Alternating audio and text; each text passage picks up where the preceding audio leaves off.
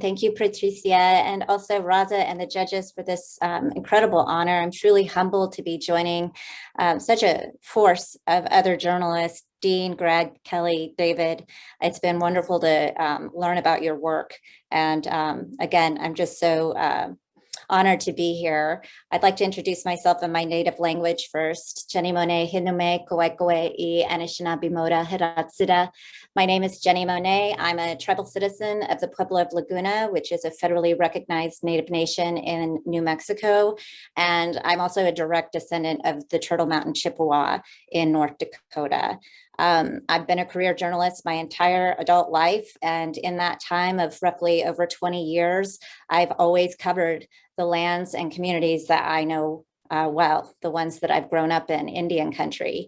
It's been a struggle. And I'm not sugarcoating it when I say as an Indigenous woman, it's been 2 to 3 times as challenging to go into newsrooms, commercial or otherwise, and work on stories that should be getting covered and only recently have started to be accepted as real news. Stories like Standing Rock that had we not invested, how I had not personally invested in that story on my own, would never have been covered in the manner that I think drew attention to it if it weren't for pushing back on editors in mainstream newsrooms, nonprofit or otherwise. And so Indigenously really, it beats at the heart of something that has defined my career in finding workarounds in an industry that was quite honestly not framed for us. If you look historically at the timeline of Indigenous peoples in the press, we are depicted as savages. We did make headlines a lot back in 100 to 150 years ago, but it was entirely for all the wrong reasons. And so it's incredibly enthusiastic to see a steady uptick of interest in Indigenous affairs today, certainly in the aftermath of George Floyd's murder and the racial reckoning that brought on. But that area is fraught as well. And I'll probably finish up my remarks here with just some reflections on that. But Indigenously did start 2 weeks after the murder of George Floyd, because if you recall, in that time, not only was the society we knew on fire, but we were also holed up in our homes, largely unable to really do the kind of on the ground reporting that was happening in communities across the country, let alone Minneapolis, which a lot of people as a city might be unaware, but it is endearingly regarded as the urban res community of Indian country because of the outsized representation of Native peoples in that particular neighborhood where so much violence had been rocked and shaped. And you weren't reading about it anywhere. And you weren't reading the correlations of what the physical Indigenous lands and the colonizations of those lands had to do with what we know as Indigenous peoples of 500 years of racial injustice. And those are the narratives that even prior to George Floyd's murder have always been difficult to fit into the colonized press.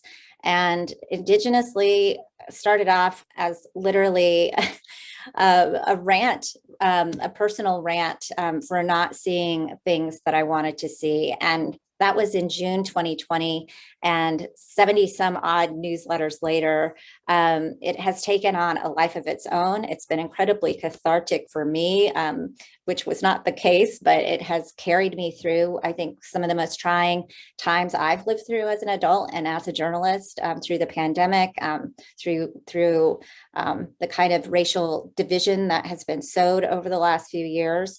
And it's really found a voice in and of itself.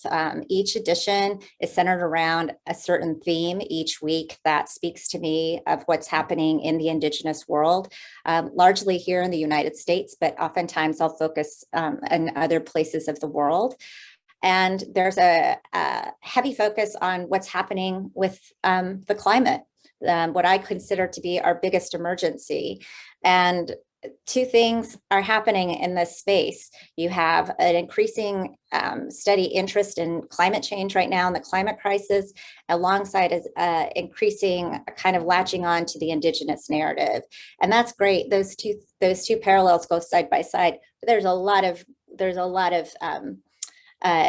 room for error that I think a lot of people aren't aren't aware of, simply because these are narratives that we as journalists in newsrooms have not been covering well. And so I always promote in my newsletter that there is a real need to be clear-eyed about covering these communities. Yes, while marginalized communities like Indian country have long been ignored by the Fourth Estate, that doesn't mean to throw out the ethical standards of which this institution, what I call the most noblest profession, is found on, which are, transparency, ethics, accountability. It doesn't mean that because some of the most marginalized people also do not engage in corruption in their tribal governments, which also lead to really hard negative outcomes for communities that need representation. And I think that a lot of people are new to these kinds of concepts. And for someone who is Indigenous, who comes from Indigenous community, who has been around the block several times covering Indigenous affairs, I just feel like that is what my newsletter serves and represents. It's a brave portal to kind of challenge questions and events that you're just not seeing in your newsfeed. And it's definitely an advanced reader, I think, for people coming to Indigenous affairs for the first time. But I also think that it's probably your most fair and balanced representation than anything you're seeing in the mainstream presses or the legacy presses right now that are slowly coming around and investing in Indigenous affairs. One story in particular that is catching my eye that I might be writing about this weekend is there's every year at the UN, there is an event called the UN Permanent Forum on Indigenous Issues. And this year marks its 21st session. And I want to just let you know that it has been going on for 2 decades. And this one year in particular, we're just starting to see journalists go to this forum. So if that gives you any kind of idea of how long this dialogue has been going on around Indigenous peoples addressing a warming planet, Indigenous affairs linked to legacy racism, these are not new concepts for us. And I often say that a true gauge on the health and well-being of our society for all people is to examine some of the most marginalized people, and that often is Indigenous peoples. And so at the UN forum yesterday, a young woman with the Global Indigenous Youth Caucus stopped me in my tracks. I was multitasking and listening to the speeches that they give every day. And there was one session addressing what is called the Decade of Indigenous Languages that will start this year by the UN. And this young woman with this youth caucus spoke so eloquently in her 3 minutes, linking the significance of language preservation to addressing the climate crisis.